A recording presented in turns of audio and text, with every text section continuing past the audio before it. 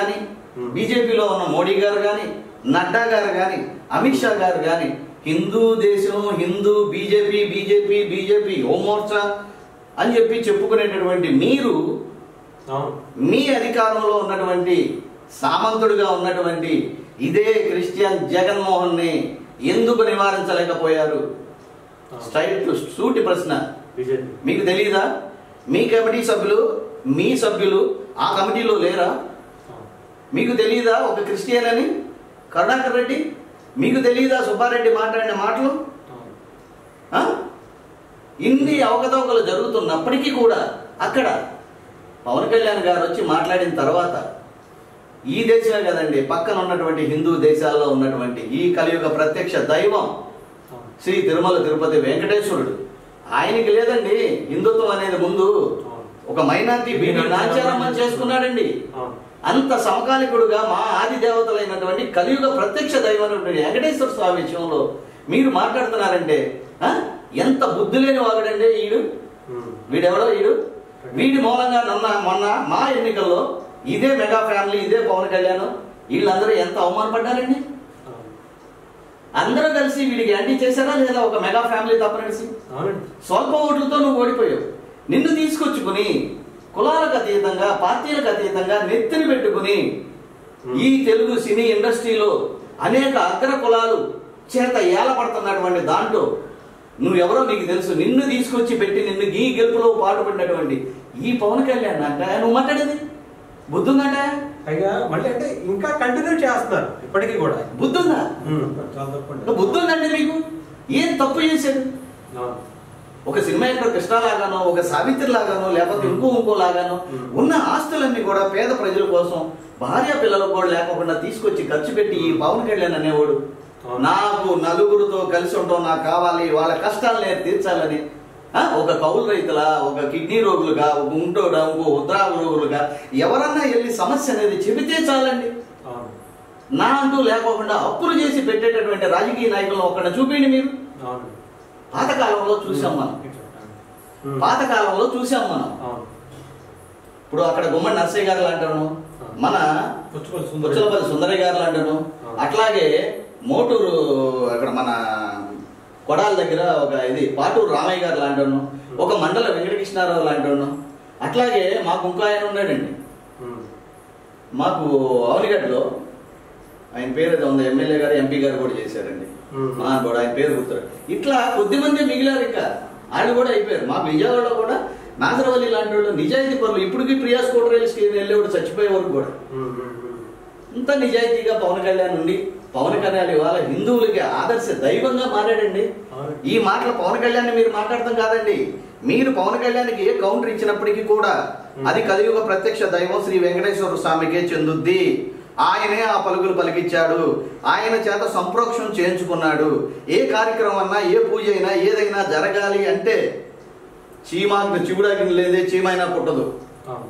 ఆ పరమ మా పవిత్రమైన శ్రీ వెంకటేశ్వరుడు ఆయనకి చెప్పి ఆయన చేత చేయించుకుంటున్నాడు. ఆయనకి అపవాదు జరిగింది కాబట్టి 100% దీని మీద మేము కోరుకుంది అంటే సిబిఐని కూడా అపహాస్యం చేశారు గత జగన్మోహన్ రెడ్డి గారు, గత ప్రభుత్వం. మాకు సిబిఐ కూడా కాదు, మేము కోరుకుందంటే 5 సుప్రీంకోర్టు జడ్జీల చేత, రిటైర్డ్ జడ్జీల చేత ఎంక్వైరీ చేయించుకుంటే మా అత్యధిక హిందువులు అన్నటువంటి మేము ఇదే భారతదేశంలో మైనార్టీల కన్నా హీనంగా బతుకుతున్నాం. నిన్న చూడండి అక్బరుద్దీన్ ఓవైసీ, సలావుద్దీన్ ఓవైసీ ఎంత ఉన్నత మాటలు మాట్లాడారో. అతను అన్న మాట ఏమన్నా తప్పుందా? మన మన మన కమ్యూనిటీలో మన జాతులను ఏమన్నా అన్నాడా? మన మన మతాలను అన్నాడా? అతని మతంలో చక్కగా ఇలా చేసుకోవాలి, ఇలా ఉండాలి, దాని మీద ఎంక్వైరీ కావాలనుకోరు. దానికి పవన్ కళ్యాణ్ అనేసరికి పవన్ కళ్యాణ్ 3 పెళ్లిళ్ళు చేసుకున్నాడు. నువ్వు మాట్లాడతావా సనాతన ధర్మం గురించి? ఎవరండి రామాయణాన్ని రచించిన వాల్మీకి? ఎవడండి ఆ మాట మాట్లాడి ఎదవలకి చెప్తున్నా? ఎవడండి? బందిపోటండి. రామాయణం రచించిన వాల్మీకి బందిపోటండి. అదే రామాయణం, అదే రాముడు వారి ఆశయాలతో కర్మానుసారం జరుగుద్ది. పవన్ కళ్యాణ్ కూడా కర్మానుసారం జరుగుద్ది. అంత గొప్ప దేవుడు శ్రీరామచంద్రుని అనుసరించి ఏకప్రతినిధులుగా ఉండేటటువంటి మనందరం కూడా అదే శ్రీరామచంద్రుడు సీతాదేవిని అడవులకు ఎందుకు పంపాడండి? పవన్ కళ్యాణ్ ఇవ్వాల్సింది ఇచ్చి బయటికి పంపాడు. వాళ్ళ ఇష్ట ప్రకారం వాళ్ళకి ఇబ్బంది నిర్దాక్షిణ్యంగా భయంకరమైన జంతువులు ఉండేటువంటి ఆ రోజుల్లో అడవుల్లోకి పంపాడండి రాములు వారు. ఆయన దేవుడు అయినప్పుడు ఇంత నిజాయితీగా బతికేటటువంటి మా పవన్ కళ్యాణ్ దేవుడు కాదండి? ఈ విధంగా ఎందుకు మాట్లాడతలేదండి హిందువులు? ఎంతమంది హిందువులు బయటకు వచ్చారండి? ఇంకా పోతే మీరెవరో మోడీ ఆడెవడో స్టాలినా ఇలా అన్నాడు. Why not 175? Okay, it's all right. How many seats has you get, MLAs has get to you, Mr. Jaganmohan Reddy? నాటే జగన్మోహన్ రెడ్డి, 11 మోహన్ రెడ్డి. ఎన్ని వచ్చినాయి? ఇక్కడ జరిగిందే రేపొద్దున అక్కడ కరుణానిధి స్టాలిన్కి వీళ్ళకు కూడా జరిగేది. అంతకు మించి ఏమీ లేదు. ఒక తంజావూరు, ఒక మదురై కంచి కామాక్షమ్మ, అట్లాగే మన అరుణాచలేశుడు, అట్లాగే మన వెంకటేశ్వరుడు, ఇట్లా తమిళనాడులో ఉన్నటువంటి అనేక వేల లక్షల అనేక % ఉన్నటువంటి హిందువులు ఉన్నారు. మనం ఎంత పూజిస్తామో శ్రీ కలియుగ వెంకటేశ్వర స్వామిని అంతకన్నా ఎక్కువగా ఈ కమిటీలో కూడా వాళ్ళు కూడా ఉన్నారు. వాళ్ళు కూడా బాధపడుతున్నారు, భయపడుతున్నారు. ఇవన్నీ ఒక ఎత్తు అయితే ధూపం సమర్పయామి, నైవేద్యం సమర్పయామి, ఆచమన్యం సమర్పయామి అని చెప్పి అన్నీ సమర్పించేటటువంటి అక్కడున్న బ్రాహ్మలు పెద్దలు డైరెక్ట్గా నిత్యం వెంకటేశ్వర స్వామిని కొలిచేటటువంటి నిత్య పర్మనెంట్ వాళ్ళకి రిటైర్మెంట్ లేదు. అలాంటి వేల సంవత్సరాలు, వందల సంవత్సరాలకు ఉన్న పూజారులు ఆ లడ్డూ వాసన ఏంటో ఇంకోటి ఏంటో నైవేద్యం పెట్టేటప్పుడు మీకు తెలియలేదండి? పోరాడితే పోయేదే ఉందండి. పోరాడితే పోయేదే ఉందండి. ఏదో ప్రాణాలు తప్ప నడిచి 3 సార్లు కరోనా వచ్చింది, ఎంతమంది చచ్చిపోయారండి? ఈ వాక్యాలు అన్ని కూడా చెప్పడానికి, ఇంత మంచి చేయడానికి పవన్ కళ్యాణ్, మేము, రాఘవరావు గారు, మీరు, టీవీ 24 ద్వారా అందరం బతికే ఉన్నాం కదండి.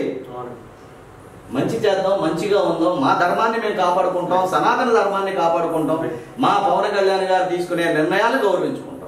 సార్, ఇంకా అంటే తమిళనాడులో నిజంగా ఇప్పుడు పవన్ కళ్యాణ్ గారికి ఆయన చేసినటువంటి వ్యాఖ్యలకు కూడా చాలా మంచి సపోర్ట్ కూడా వస్తుంది. అంటే ఇంక్లూడింగ్ ఆయన డిప్యూటీ సీఎం అయినా, అక్కడ అధికారంలో ఉన్నా కూడా అక్కడ ఉన్నటువంటి ప్రజలు కూడా పవన్ కళ్యాణ్ గారు చేసినటువంటి వ్యాఖ్యలు అంటాము, సందేశం అంటాం, ఏదైనా కానీ అక్కడ తీసుకున్న ప్రజలు కూడా చాలా బలంగా తీసుకుంటున్నారు అనిపిస్తుంది. అంటే యాక్చువల్గా అండి, తిరుపతిలో ఆయన ఎప్పుడైతే వారాయి డిక్లరేషన్ ఇచ్చాడో, డిక్లరేషన్ ఇచ్చిన తర్వాత అప్పుడు మాట్లాడాడు, వద్దనేది మా స్టాలిన్ అప్పుడు దాకా మాట్లాడలే. అది మాట్లాడుతూ అలా ఇక్కడ